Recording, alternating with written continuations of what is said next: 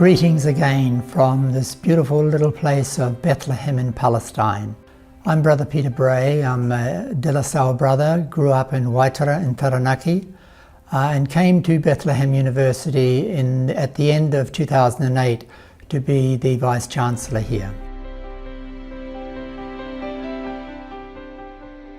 This is the second series of short videos that I'm doing on Palestine. I hope you had the chance to see the first one, which was about the ordinary Palestinians wanting to live ordinary lives here in this holy land and having significant difficulties in being able to do that.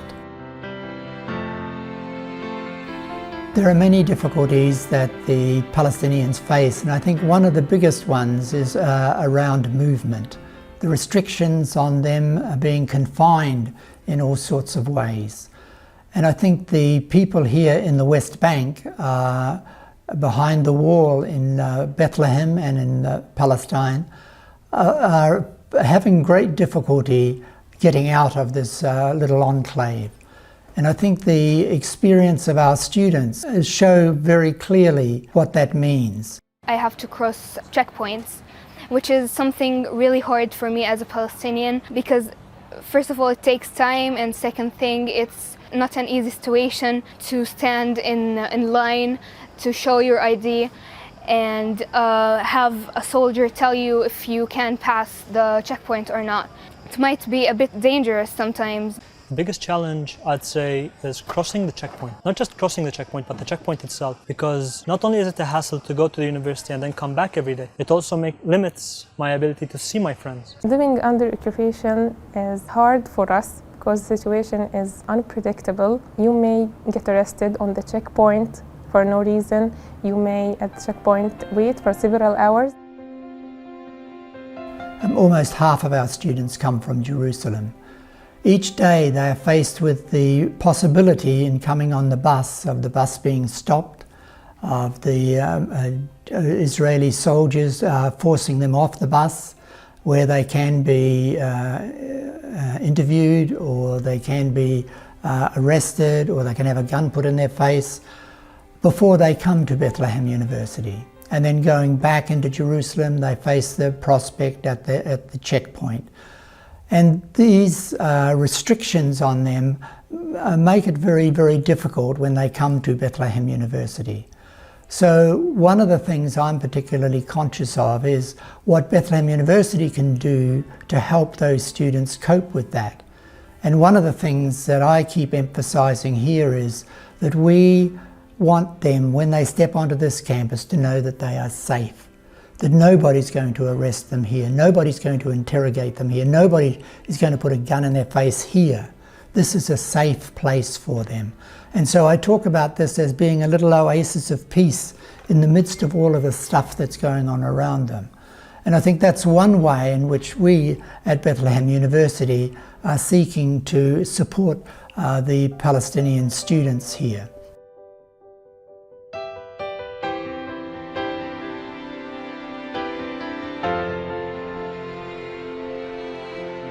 Another challenge that Palestinians have, and this goes back to 1948 or even before, is being dispossessed of their land, where families who had been on the land for generations after generations are suddenly dispossessed of that land, are not able to farm that land any further.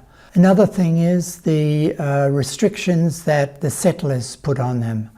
There are some 600,000 Israeli settlers in the West Bank in Palestine, and they are taking over the land. And I've often found it difficult in listening to students talking about their families being harassed by settlers.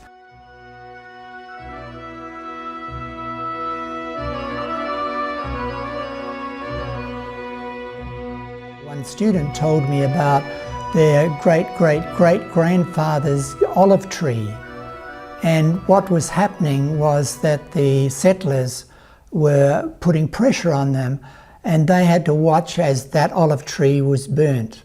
Another student told me about his father, who had planted over a period of 2 years, probably 200 to 300 new olive trees, and he goes out one morning and finds them all cut down by settlers. I don't know what it feels like to experience that. A few years ago, Mahmoud Hamad, our Dean of Students, in the middle of the night, the Israeli soldiers broke into his house, and in front of his wife and 3 young children, he was roughed up and then taken away and arrested. And then a couple of days later, he was released with the comment, "We got the wrong guy." The other thing that accompanies that is administrative detention, where individual Palestinians can be arrested without ever having known why they are being arrested, having no idea how long it's for or what's going to happen to them. And that can happen for a week, for a month, for a year, for 5 years or 10 years.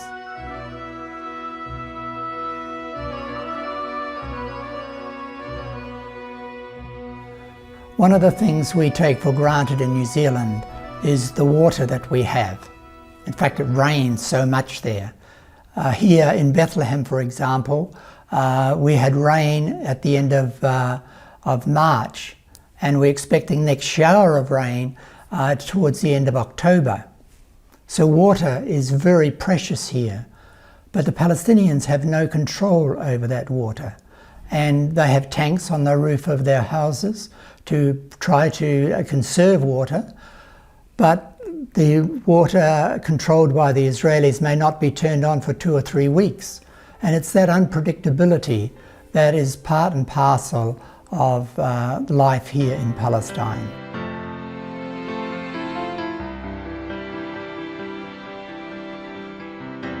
Václav Havel, the former Czech leader, talks about hope as not the conviction that something will turn out well, but the certainty that something is worth doing, no matter how it turns out. And here at Bethlehem University, I'm deeply, deeply committed and very, very aware that what we are doing here is worthwhile.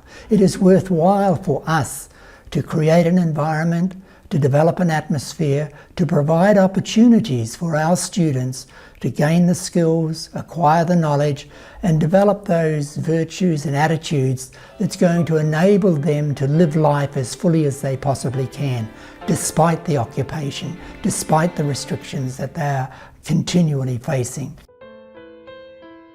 And I've told the story many times about Almataz, a student from Wallachie. His family home had been demolished by the Israeli military, and over a period of time his family and his family friends rebuilt the home. And I was speaking to him shortly after it had been demolished for the 2nd time. And he said, "They've taken my house, they've taken my land, they've taken my freedom, but they cannot take my education." And I think that inspires me to keep working here to provide that opportunity for students. And I think it's out of that commitment, out of that determination to be here, to exist and to resist that occupation that leads to them being hopeful people. Existence is resistance. Resistance in education, resistance in preservation of our heritage and our identity, resistance in raising our children, resistance in every aspect of our life. Therefore, we maintain hope and we maintain this light at the end of the tunnel of freedom and justice to the Palestinian people. Quoting from Mahmoud Darwish, "On this earth, what makes life worth living?"